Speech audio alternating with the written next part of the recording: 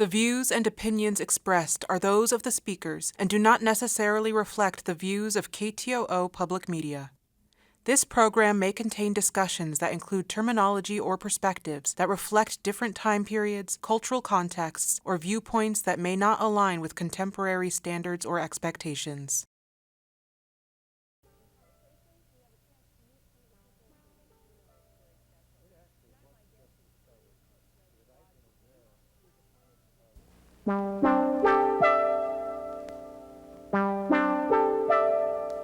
I'm one of the new generation. I was not raised in the old way, and because of that, I've got a certain handicap as we move into the cultural part of our lifestyle. Mine is more modern. I just try to be myself and not let the office, not let the job define me as a person. Because I'm going to be here a short period of time. You know, commissioners come and go. You know, so oftentimes kids are burnt out on school. We say, hey, 4-H in Southeast, we want kids to learn, but you learn because, hey, that's interesting. That's fun.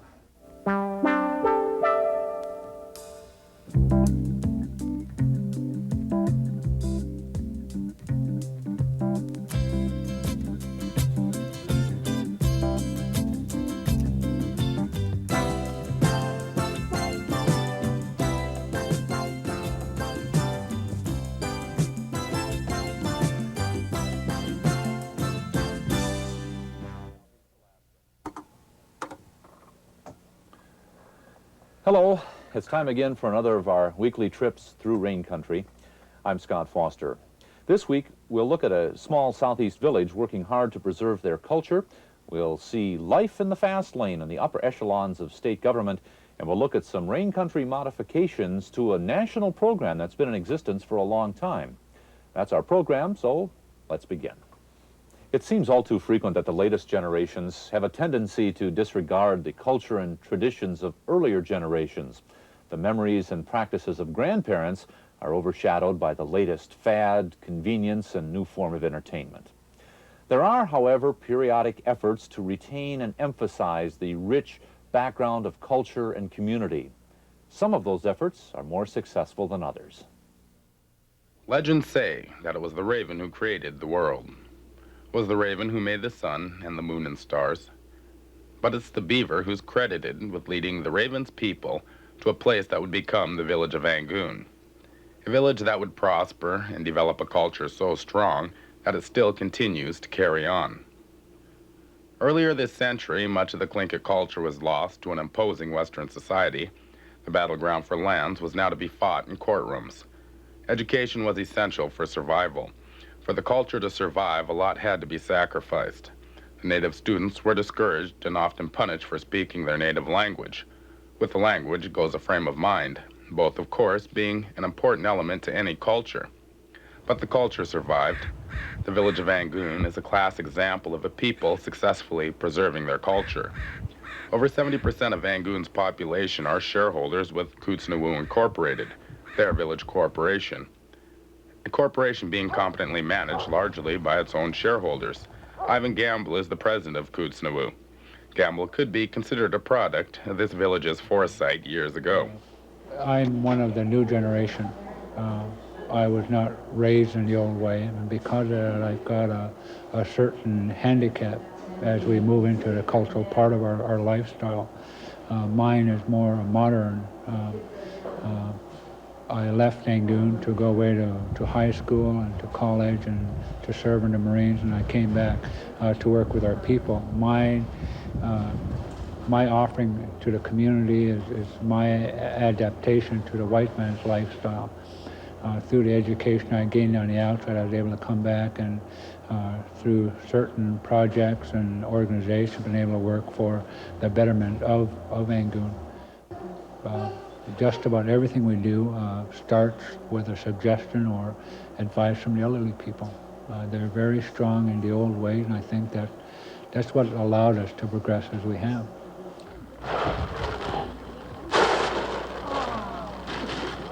The people of Angoon made a commitment to use their education as a means for preserving their culture.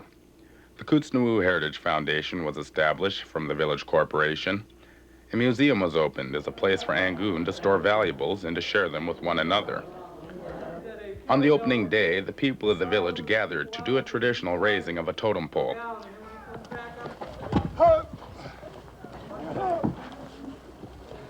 At this ceremony, the elders spoke out and explained the significance of the raven totem.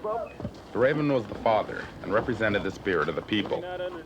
Today, we are asked, as a native people, where is your landmark? Where is your landmark? The white people believe in putting up a stake. This is my claim. And they put up another stake. This is my claim. Sometimes it's just a little piece of brass. And they said, that is my claim. The claim of my fathers is here now, standing up. Standing up. All right. Suppose they don't have it in the places. Right over there outside of Hood Bay, I would call your attention to a landmark.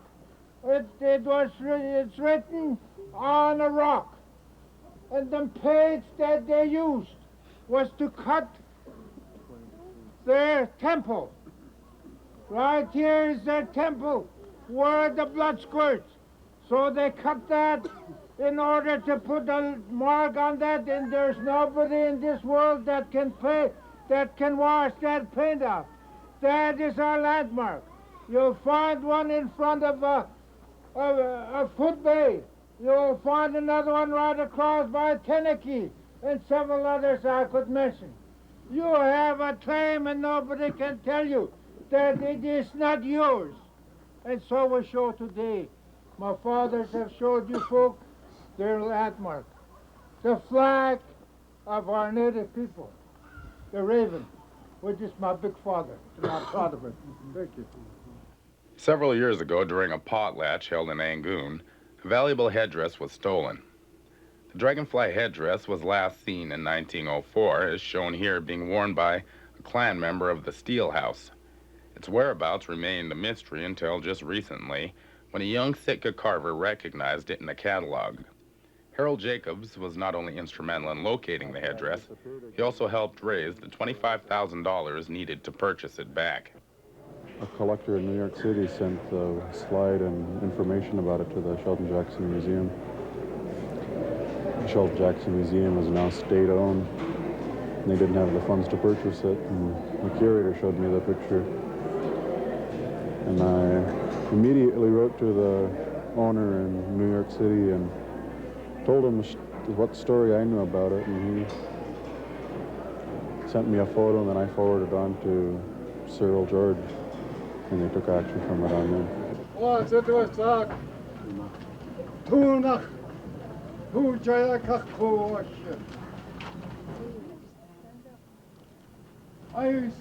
A potlatch was recently held in Angoon as a payoff to the Eagles from the Ravens. The Ravens were paying the Eagles back for their support after the death of an important tribesman. During the potlatch, the eldest member of the clan, Jimmy George, presented the dragonfly headdress to the chief, David Smith.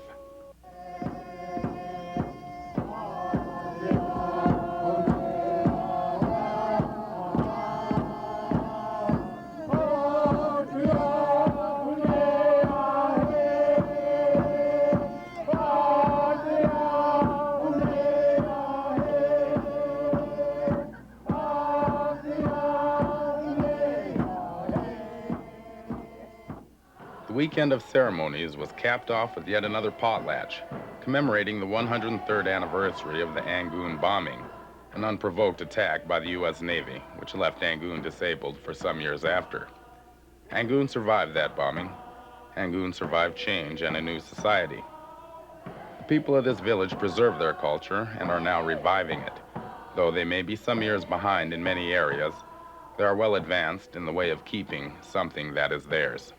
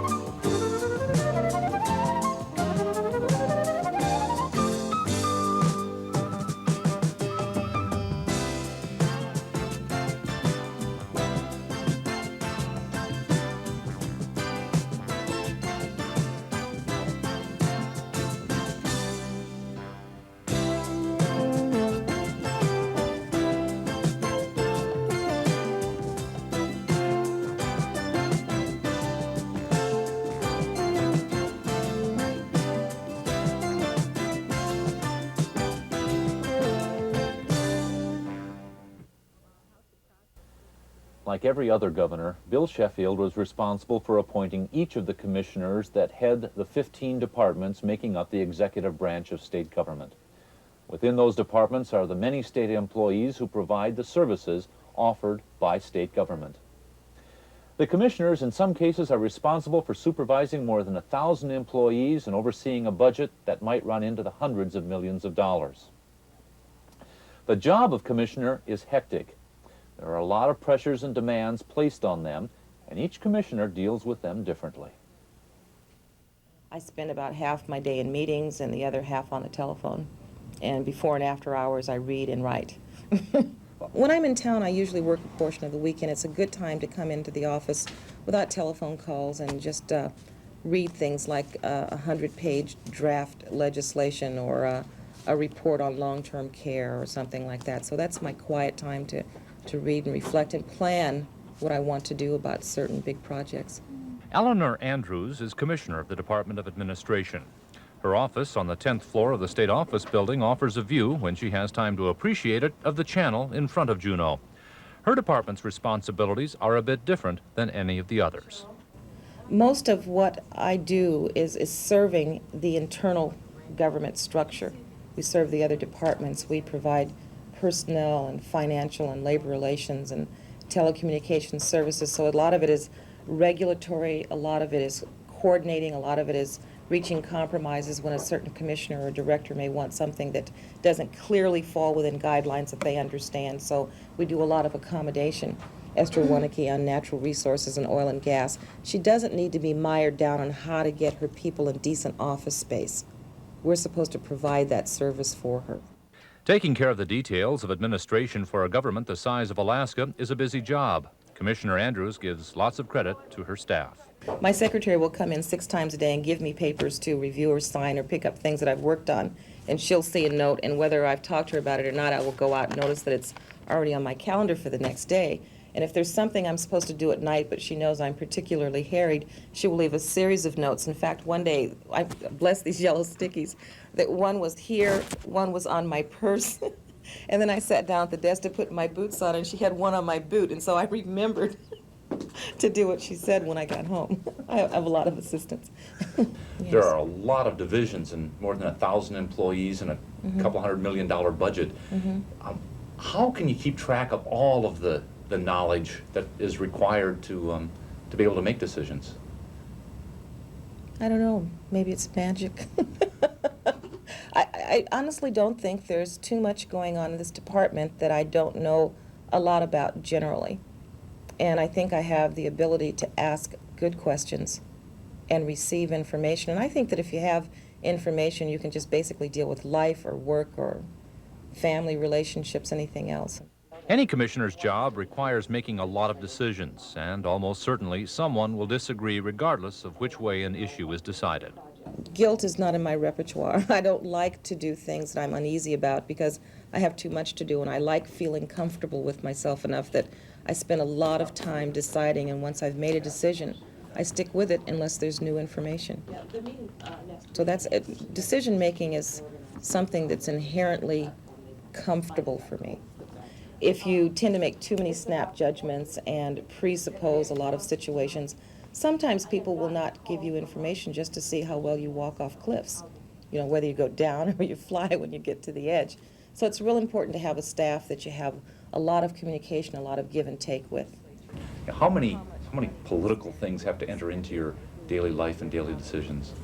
Oh, I'm sure that I'm aware of political nuances all the time.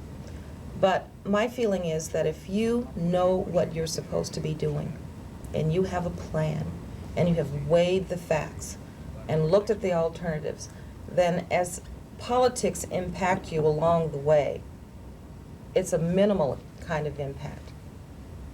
You know, if I'm making a decision that someone is going to call the governor's office about and say, we've got some disgruntlement with that, I will go over, I meet with the chief of staff about once a week, and sometimes it's a free float, sometimes we have an agenda, and I say, by the way, we're about to do this, and it's going to have this effect on these companies inside the state of Alaska or outside, and these are going to be their feelings, and I've examined that, and I've considered it, but I've still made the decision. They say, thanks very much for the information, and then when the letters of complaint come in, or inquiry, then the governor's office has already got a basis of information to respond. So. Despite the demands of her job, Commissioner Andrews is able to keep a good sense of humor, and there's always her ready laugh. I think life is wonderful, and most situations are really funny. You know, it's not that I don't take myself or the job seriously, but I think it's just easier to get through the day if you see the humor in situations. And it's genuine. Some people might call me silly, but I basically having a good time. How do you leave the job behind, or how do you relax and become just a regular person and not the commissioner? Well, I have a lot of friends in government and a lot of friends out of government, and I tend not to want to take the job home with me. I have a friend that runs a local boutique, and there are a group of us that meet there and have what we call like choir practice. And we go at the end of our varied days, and we just are real people with each other, and I tend to entertain at home or go to friends' homes. Of the many varied kinds of jobs you've had, where does this one fit in and kind of on the fun scale? It's not at the top. I have to make my own fun here. And I think that a lot of things that I do, people tend to be surprised. They'll say, I mean, not many jobs you would have, people would comment if you go out dancing on Saturday night. Or not many people would comment about what you wear to work. And I dress in what makes me feel good. If I'm having a dark day, I wear red.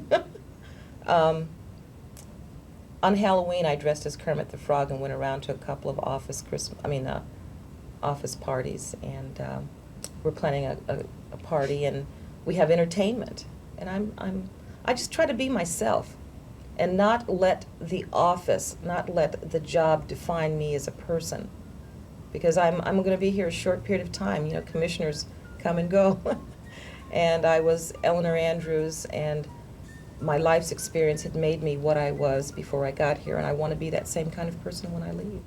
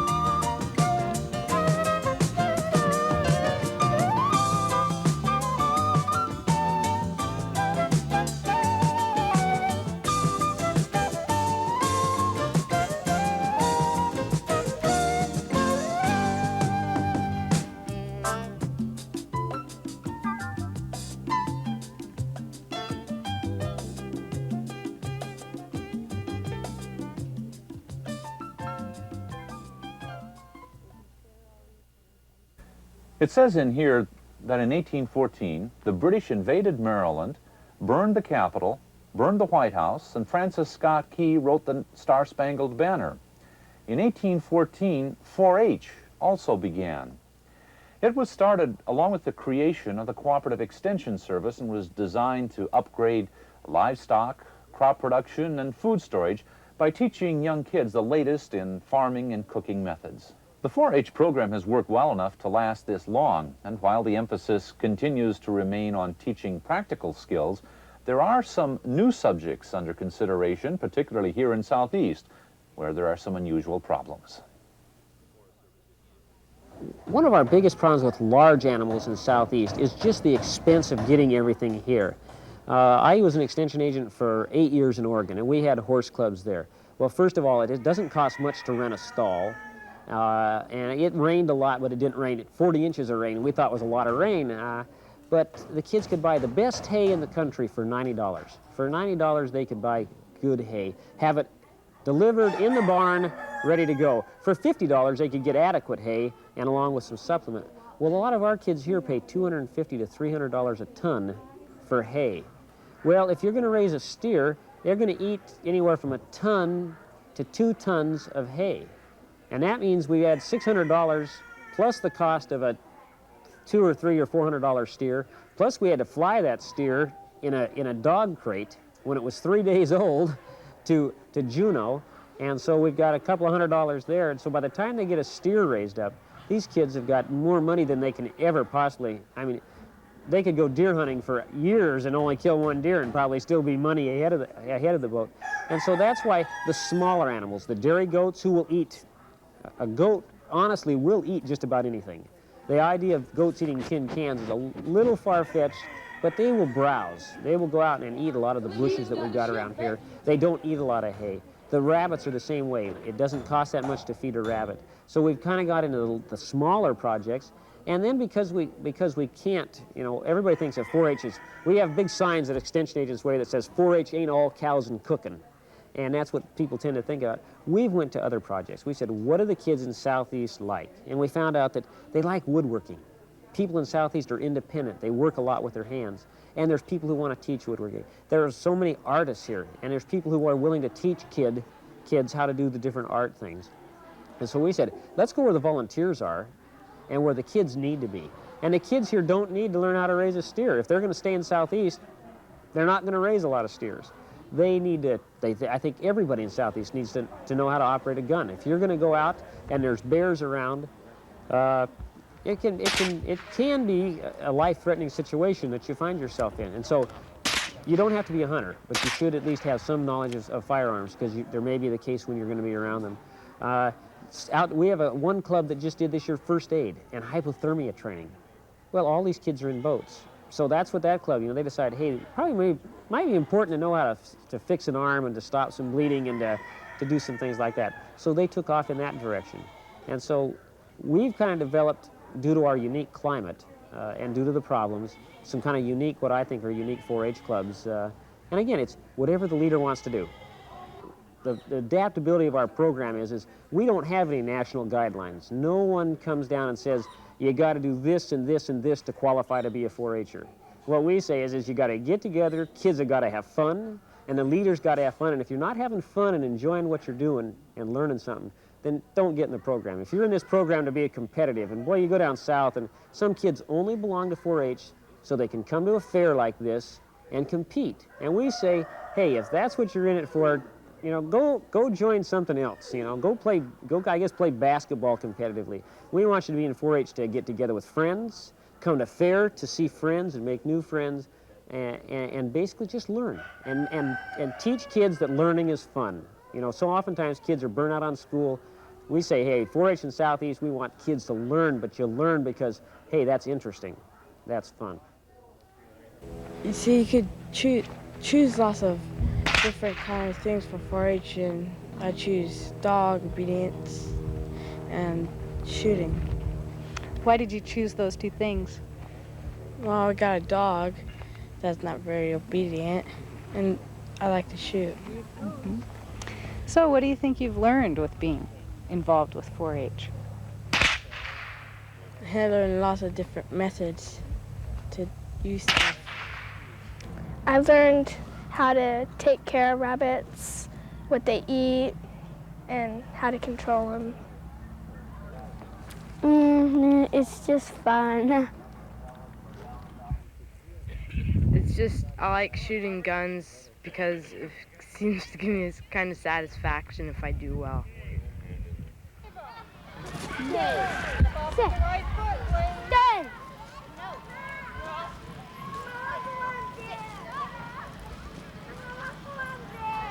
One of the reasons for kids to raise an animal is responsibility.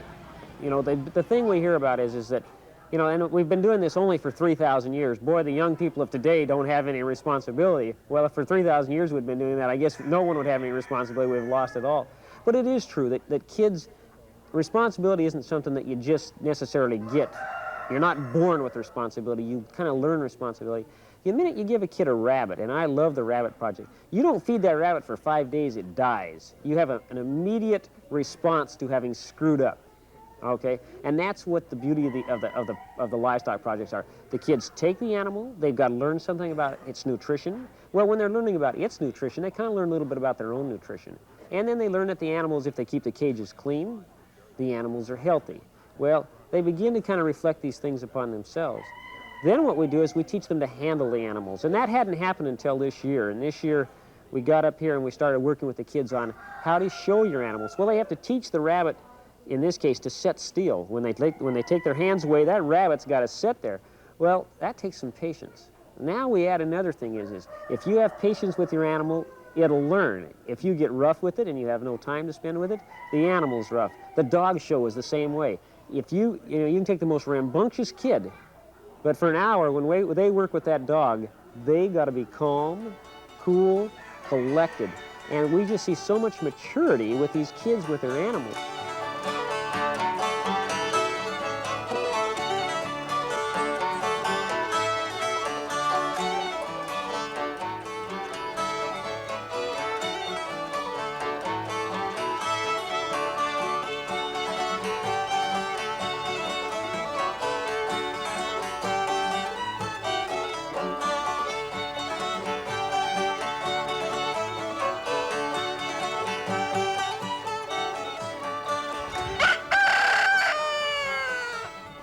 If you're between the ages of 9 and 19 and would like to participate in 4-H, or if you're an adult and would like to be a 4-H leader, call your nearest cooperative extension service. That's going to do it for Rain Country this week. From small communities working to retain their heritage, to commissioners working to keep state government operating smoothly, to students working to learn practical skills. We'll be back again next week and continue our wanderings throughout Rain Country. Join us then. I'm Scott Foster. Have a good day.